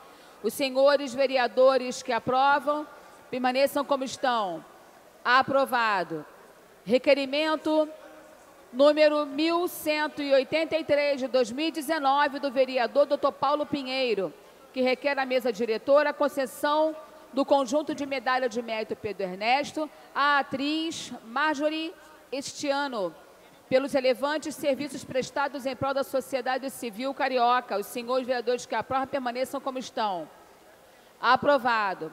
Requerimento número 1184 de 2019 do vereador Dr. Paulo Pinheiro, que requer a mesa diretora a concessão do conjunto de medalhas de mérito Pedro Ernesto ao autor Júlio Andrade, pelos relevantes serviços prestados em prol da sociedade civil carioca. Os senhores vereadores que aprovam permaneçam como estão. Aprovado.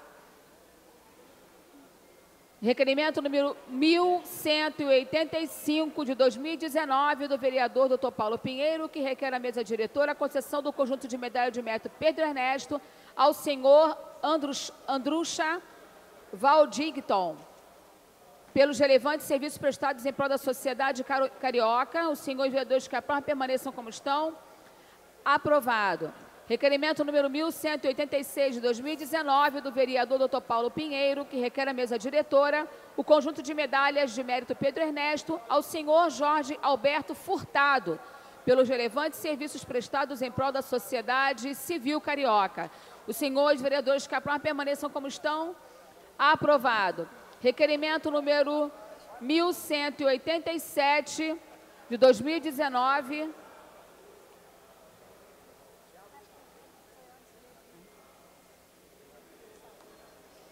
do vereador Renato Moura, que requer a mesa diretora a concessão do conjunto de medalha de mérito Pedro Ernesto a Flavinho da Rocha, cantor e compositor da música popular brasileira.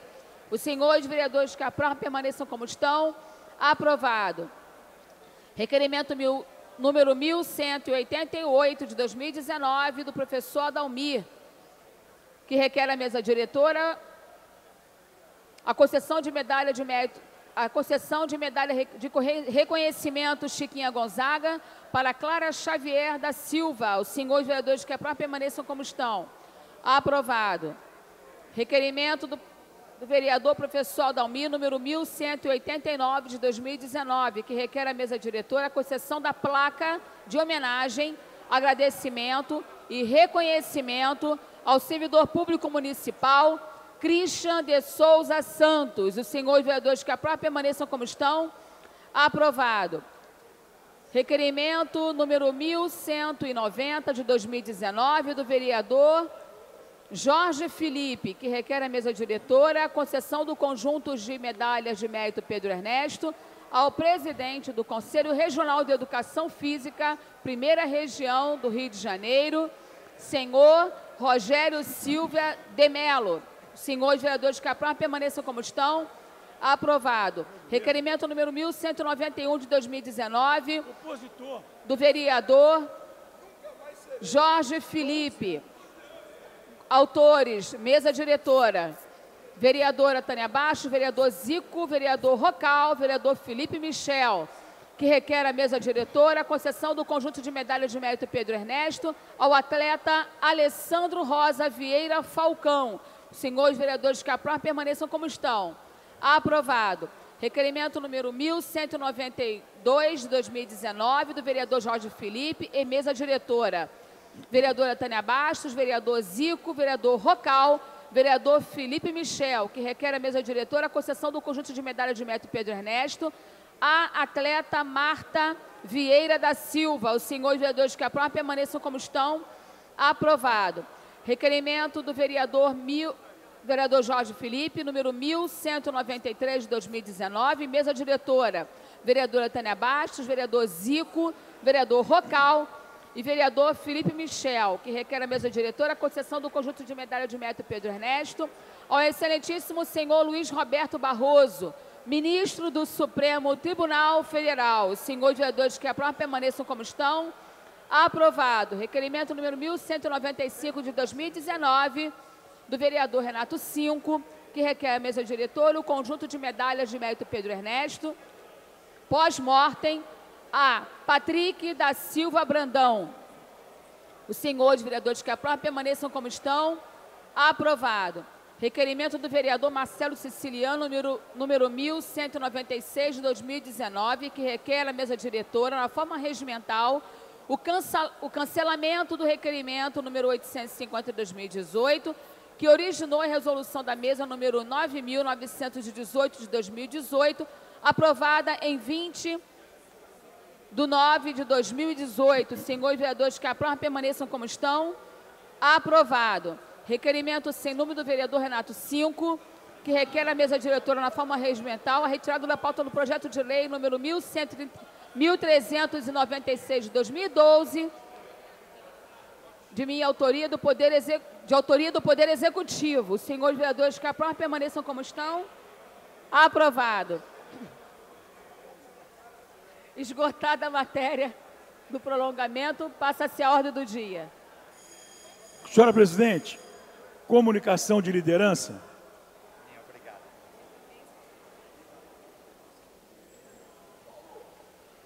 Com a palavra, o nobre vereador César Maia. Comunicação de liderança, senhor presidente.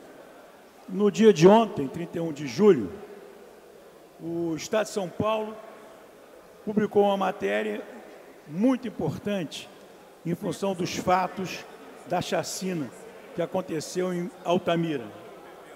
Matéria Caminho da Cocaína, Estado de São Paulo, 30 de julho. Rota que começa na tríplice fronteira entre Brasil, Peru e Colômbia e segue pelos Solimões.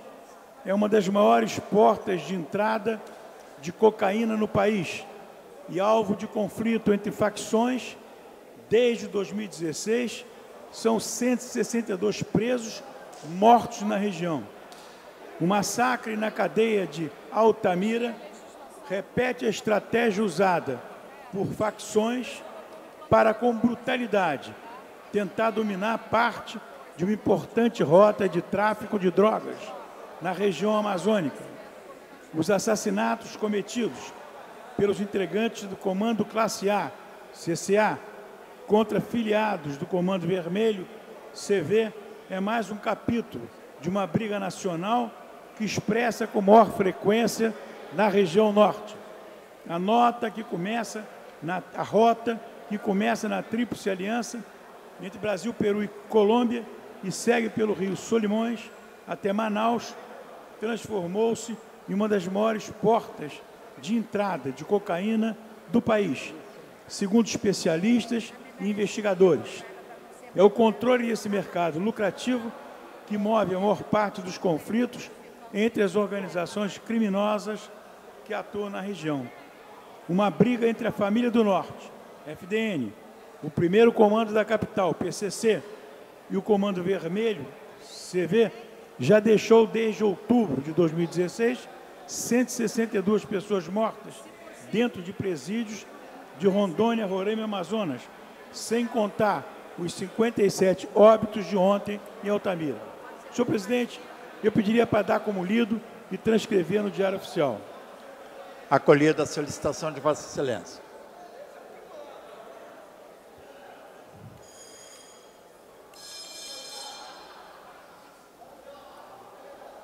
Em tramitação especial, em regime de urgência, em primeira discussão, projeto de resolução 16 de 2018, de autoria do vereador Eliseu Kessler, que altera os parágrafos 1º e 2º e cria o parágrafo 3º do artigo 2º da resolução 846 de 1999. Em discussão. Não havendo quem queira discutir, encerrada a discussão, em votação. A matéria exige o quórum de maioria absoluta. Em votação, a emenda de número 1. Como voto, senhores vereadores. Votação nominal.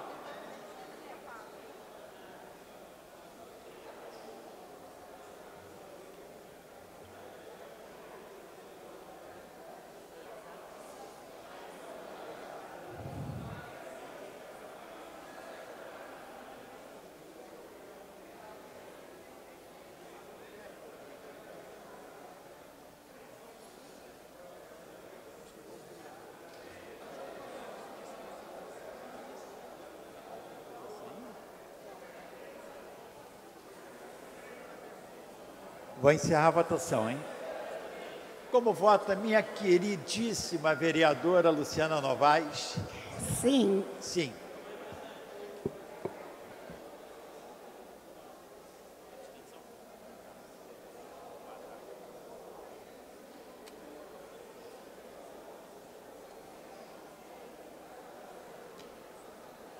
Vou encerrar a votação, hein?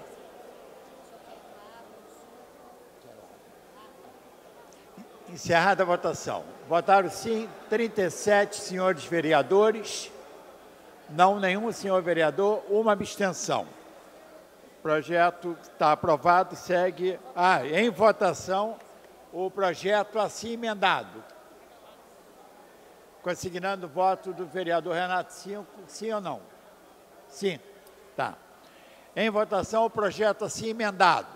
Votação nominal.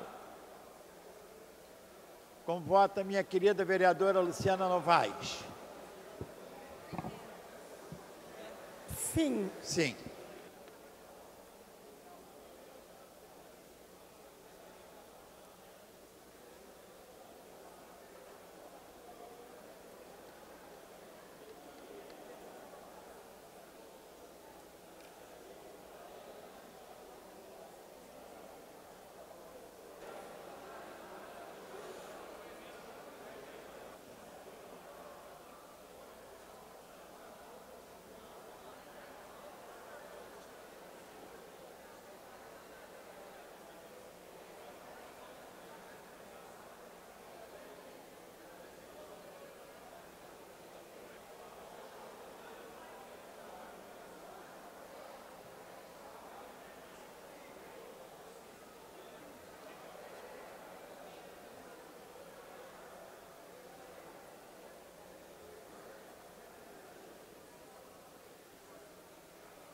Vou encerrar a votação, hein?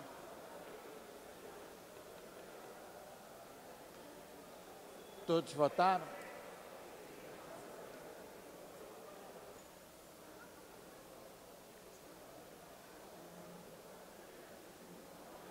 Encerrada a votação, votaram sim 39 senhores vereadores, não nenhum. O projeto está aprovado, segue a promulgação. Consignando o voto do vereador Petra, sim. 40 vereadores favoráveis. Passo a matéria seguinte. A presidência, antes de submeter a deliberação à próxima matéria, eu quero formular um convite a todas as lideranças partidárias e de blocos partidários para uma reunião na próxima terça-feira, porque na última sessão legislativa eu fui cobrado para restabelecer o colégio de líderes. Então, vamos, na próxima terça-feira, às 13h30, fica formalizado o convite às lideranças para que possamos discutir questões relativas à Câmara Municipal do Rio de Janeiro, sua ordem do dia e outros assuntos. Em tramitação ordinária, em segunda discussão, em votação. Projeto de emenda à Lei Orgânica número 13, de 2017, de autoria do vereador professor Célio Luparelli, que altera o inciso 4 do artigo 177 da Lei Orgânica do Município do Rio de Janeiro. Desculpa, a matéria está adiada. É esse aqui? Em tramitação ordinária, em segunda discussão, redação do vencido, projeto de lei 238A de 2017, autoria dos vereadores Rocal, professor Célio Luparelli e Leonel Brizola, que institui a contratação de jovem aprendiz nas empresas que prestem serviços de terceirização à Prefeitura da cidade do Rio de Janeiro e dá outras providências. Em discussão. Não havendo quem queira discutir, encerrada a discussão, em votação. A matéria exige quórum de maioria absoluta. Votação nominal. Como voto, senhores vereadores. Votação liberada.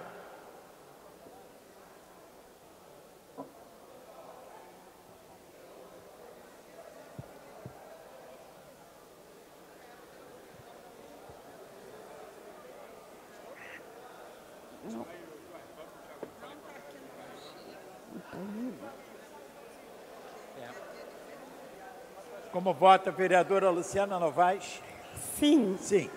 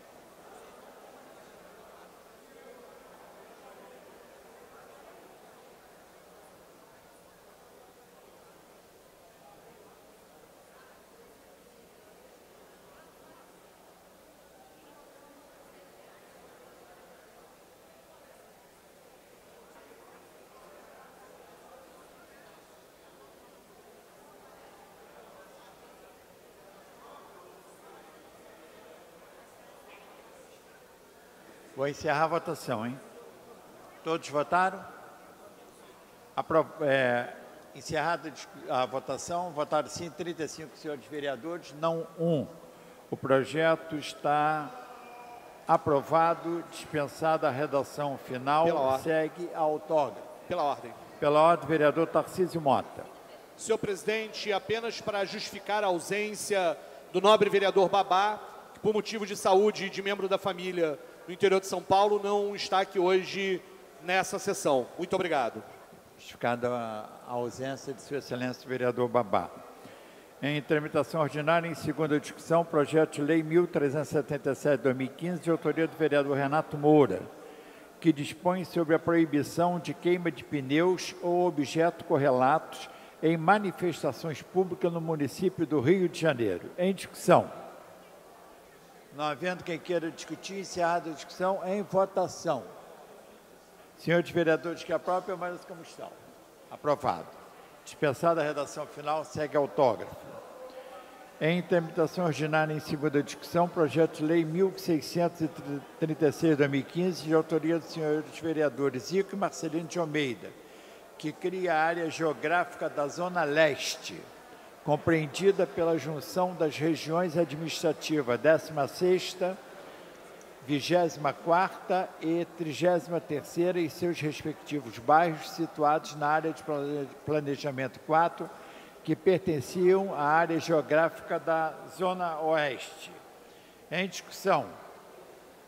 Não havendo quem queira discutir, encerrada a discussão. Para encaminhar.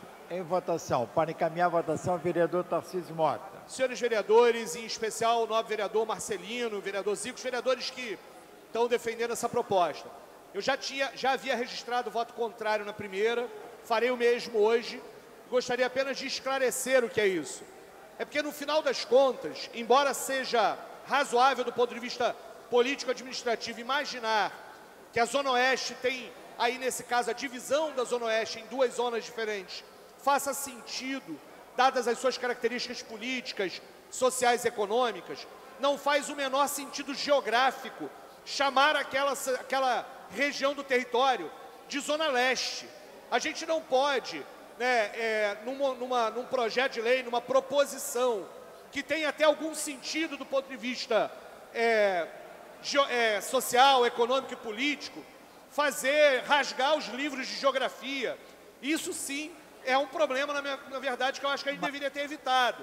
Cheguei a conversar com alguns assessores e vereadores, podia ter se encontrado um outro nome, Zona Oceânica, alguma outra coisa, mas ali não é o leste, não adianta, não dá para chamar Zona Leste aquele território. Então, como professor de história, como professor que sou, eu registro, vou novamente, não vou fazer nada para evitar que o projeto seja aprovado, mas queria também explicar por que é que vou registrar o meu voto contrário e recomendando, encaminhando, obrigado Jairinho, encaminhando pela bancada do PSOL o voto contrário a esta proposição. Em votação, senhores vereadores que aprovam, permaneçam como estão. Aprovado, solicitada, registrando o voto contrário dos vereadores. Vamos lá. Tarcísio Mota, Fernando William,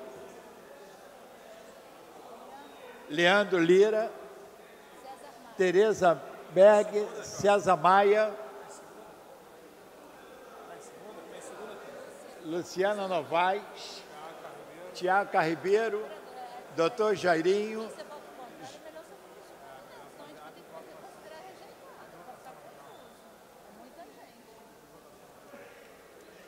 vereador Arraes, vereador doutor Carlos Eduardo. Olha, eu vou proceder à votação nominal. Eu vou, porque senão eu vou dar o projeto rejeitado. Hã? Não, vou proceder à votação nominal. Não, eu vou fazer. Porque, vereador, pelos que estão aí, estão todos votando contra. Vereador, os vereadores estão votando nominalmente contra.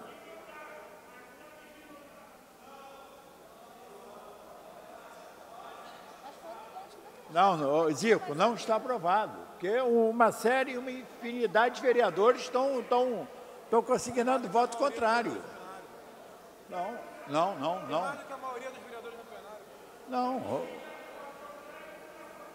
Não, quem está registrando contrário não aprova, pô. Solicitada a votação nominal pelo vereador doutor Jairinho.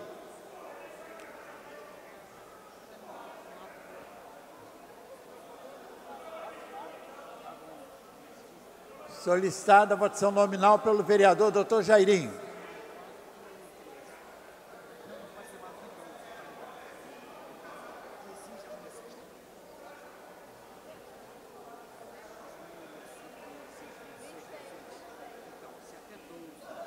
Como voto, senhores vereadores.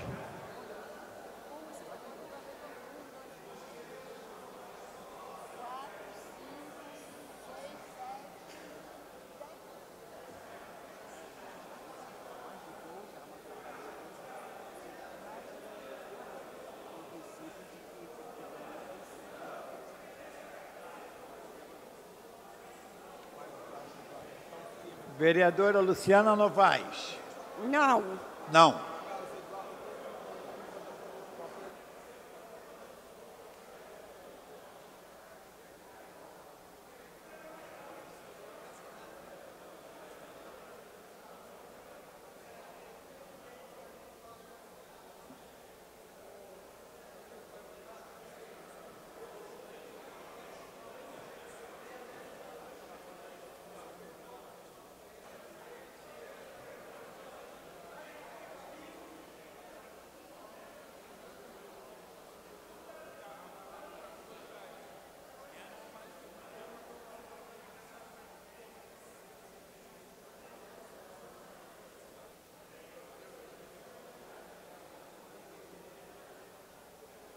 Vou encerrar a votação, hein?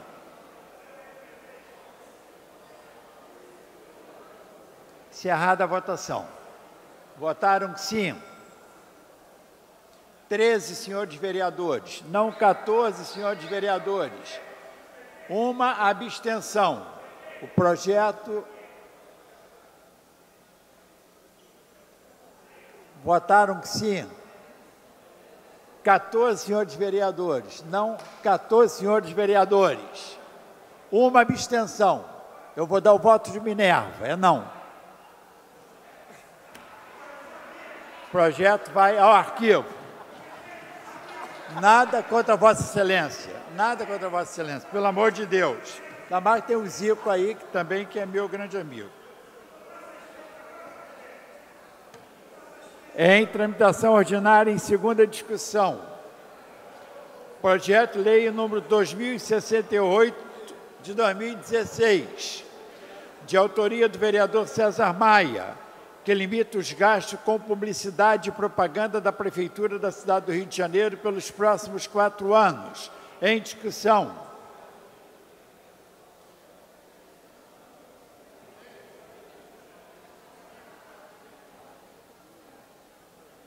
Não havendo que queira discutir, encerrada a discussão e votação. Senhores vereadores que aprovam, permaneçam como estão. Aprovado. Solicitada votação nominal pelo vereador Dr. Jairinho. Votação nominal.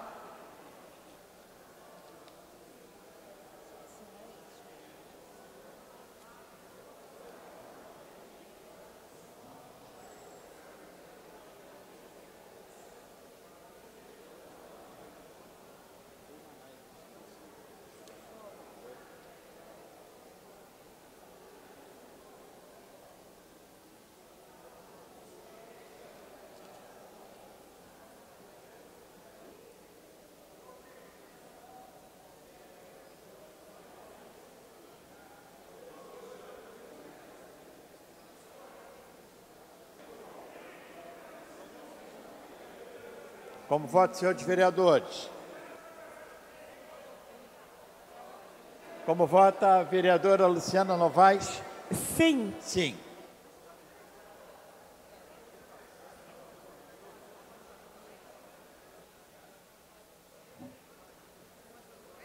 Como voto, senhores vereadores? Vou encerrar a votação, hein? Encerrada a votação. Votaram sim 15 senhores vereadores, não 9, impedido regimentalmente de votar o presidente, não há quórum para deliberar sobre a matéria. Passa a matéria seguinte. Em tramitação ordinária, em segunda discussão, projeto de lei 273 de 2017, de autoria dos vereadores Tarcísio Mota e Raimon, que assegura o uso do mesmo cartão para mais de um usuário no VLT. Pela ordem, pela ordem. Pela ordem, o vereador Tarcísio Mota. Senhor presidente, senhores vereadores, como inclusive já falei com alguns aqui, há um erro no projeto que a gente está consertando com uma emenda. Eu ainda preciso de uma assinatura da Comissão de Transportes, que vai ainda verificar se concorda com a emenda. Então, por conta disso, eu estou solicitando para que a emenda possa ser protocolada a tempo e corrigir a questão para a exclusão das gratuidades e dos vale-transportes desta prerrogativa que o projeto prevê. Eu solicito o adiamento por uma sessão. Proposto o adiamento da discussão por uma sessão. Senhores vereadores que aprovam, permaneçam como estão. Aprovado. Desculpa. Vou submeter à votação nominal porque não houve quórum na outra.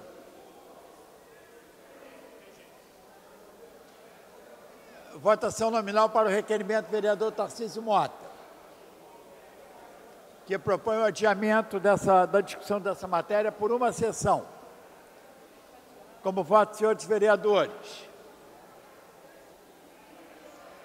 Votação liberada. Adiamento por uma sessão.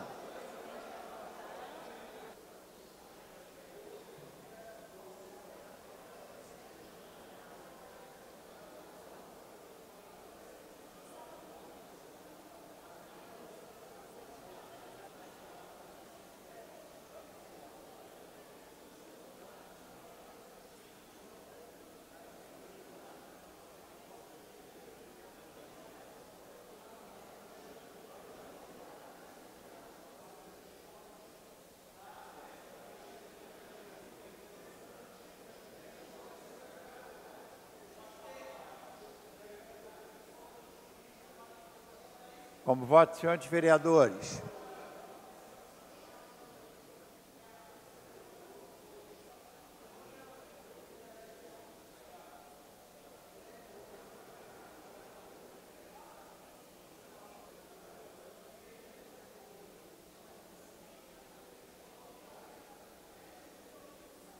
Vou encerrar a votação, hein?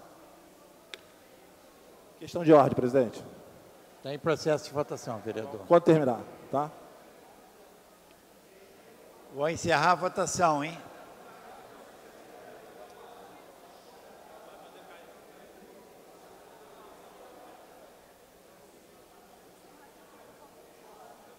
Vou encerrar a votação, hein?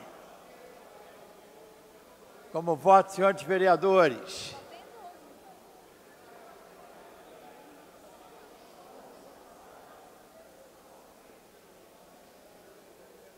Encerrada a votação. Votaram sim 12 senhores vereadores, não 1, impedido regimentalmente de votar o presidente. Não há quórum para deliberar e tampouco para prosseguimento dos trabalhos. A presidência, antes de encerrar a presente sessão, convoca a sessão ordinária para a próxima terça-feira, às 14 horas. Está encerrada a sessão.